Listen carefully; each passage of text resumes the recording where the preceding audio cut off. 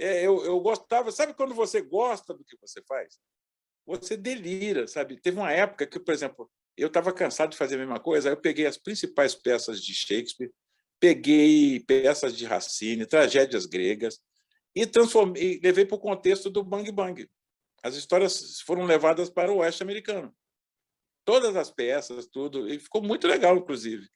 Sabe? Gostar do que você faz uma coisa melhor do que qualquer outra coisa, cara, sabe?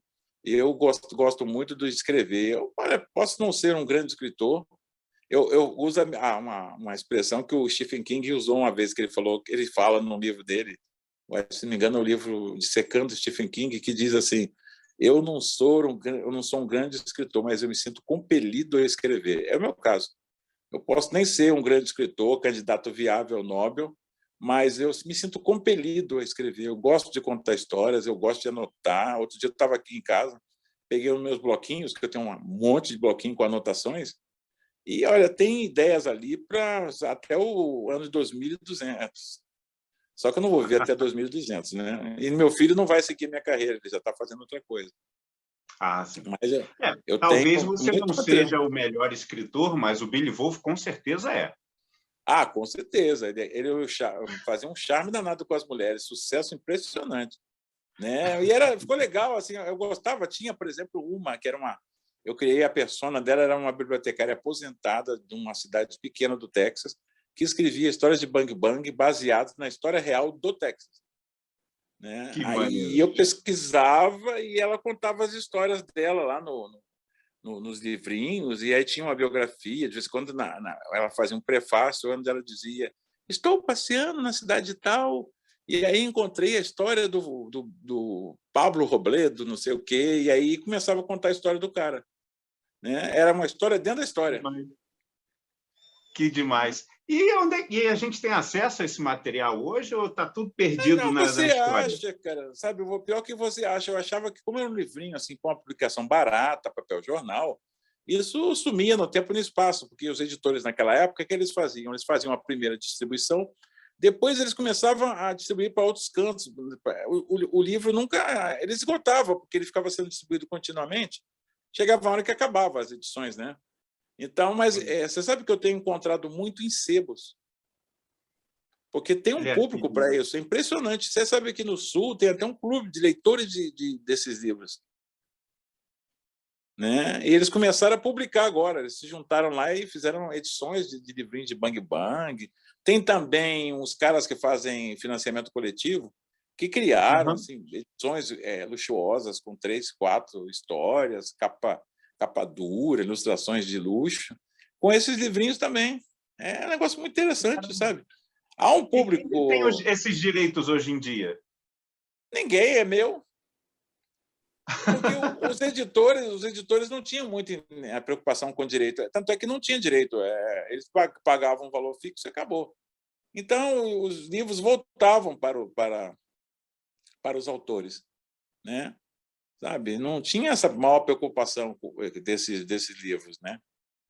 Nós éramos mão de obra auxiliar, porque a primeira editora que começou a publicar esse livro era a editora Monte Rey, e o dono era um espanhol. E esses livros todos de Bang Bang, ele também tinha Policial, História de Guerra, eram todos publicados na Espanha, não eram americanos. Aí, quando começou a rarear ou ficou caro, eu não sei porquê, ele começou a fazer no Brasil mesmo. Aí começou a chamar, tinha, inclusive, na mesma editora Monte Rey, tinha um material de espionagem que fazia um sucesso danado, todo mundo gostava de comprar aquilo. Era o ZZ7, que era uma espiã bonita. As capas do livro eram feitas por aquele Benício, aquele ilustrador que fazia capas de filmes na década de 60, 70. Eram capas lindas, a mulher Fez era muito bonita. fez muito pôster dos Trapalhões, muitos filmes, na verdade. Exatamente, ele mesmo. O espanhol lá encontrou o Benício quando ele chegou de Pernambuco, e aí era engraçado que ele comprou muita capa do Benício, e ele tinha um armário metálico na editora que era trancado, ele tinha a chave com todas essas capas, verdadeira preciosidade. Com Era certeza. muito interessante, ali na Tijuca, a editora ficava. E eram uns caras legais, assim, eram figuras até meio folclóricas, né? Mas muito legal. E foi uma escola para mim, porque como pagava muito mal, você tinha que fazer de 10 a 12 livros por mês para ganhar algum dinheiro. Nossa! Então, você chegava, entregava um, e já chegando em casa, já sentava na máquina e começava outro. Entendeu? Não tinha... A única coisa que eu ganhei desse período bacana foi uma bela escoliose, porque eu passava o tempo todo de corcunda de Notre Dame lá escrevendo. Coitado. Mas foi bom para assim, o meu processo de criação, porque não tem esse negócio de vou ficar esperando a inspiração. A gente corria atrás da inspiração, que tem uns loucos. Né? E aí aparecia. Então, hoje, assim, livro eu faço com relativa rapidez, por conta dessa escola, digamos assim, que eu segui para fazendo bang-bangs. Né? Eu tenho uma amiga nos Estados Unidos que ela falou que se eu morasse nos Estados Unidos eu estava rico, porque essas histórias, mesmo que não fosse grande coisa, os estúdios, as empresas comprariam para fazer filme, porque alguns são realmente boas, viu? E até algumas histórias dos 400 e pouco, eu te garanto que pelo menos 120 são excelentes. Dariam belos filmes. Sim. Eu acredito em você. Eu acho que, poxa, eu mesmo fico interessado agora em querer te editar. Eu nem editora tenho, mas eu vou querer editar, pô. Não é possível, né? Mas esses caras do financiamento coletivo estão fazendo isso. Estão editando, fazendo. Tem vários caras que fazem financiamento coletivo. Eu fico impressionado do que eles conseguem, sabe? Conseguir o dinheiro para editar os livros, com capas bonitas, edições primorosas. Mas é uma edição assim, tipo, como se fosse aquele antigo Clube do Livro, sabe? Você já produz já com um quantitativo para entregar e acabou, não tem sobra. Né? E muito deixa legal. eu te perguntar, e o porquê dos pseudônimos? Porque, bom, a razão é lógica, né? Ninguém que compra aquele livrinho de Bang Bang, eu lia naquela época, iria se animar a comprar um livro de Bang Bang escrito pelo Júlio, pelo Antônio, pelo Pedro, mas seguramente compraria com um nome bem americano. Olha, quanto mais americano o nome na capa, menos americano o cara pode ter certeza. Então, eu tinha Jonathan Fox, Sheldon McMaster, Troy Sagan, Billy Wolfe, Billy Pueblo, Floyd Nogales, e olha, tem uns que até tem que forçar, John Shengru, Johnny Mordente, Celestia Fox, uma penca de nomes assim que você até esquece, viu, alguns. Né?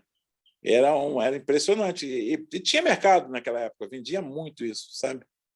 Era um material Isso é o que anos 80.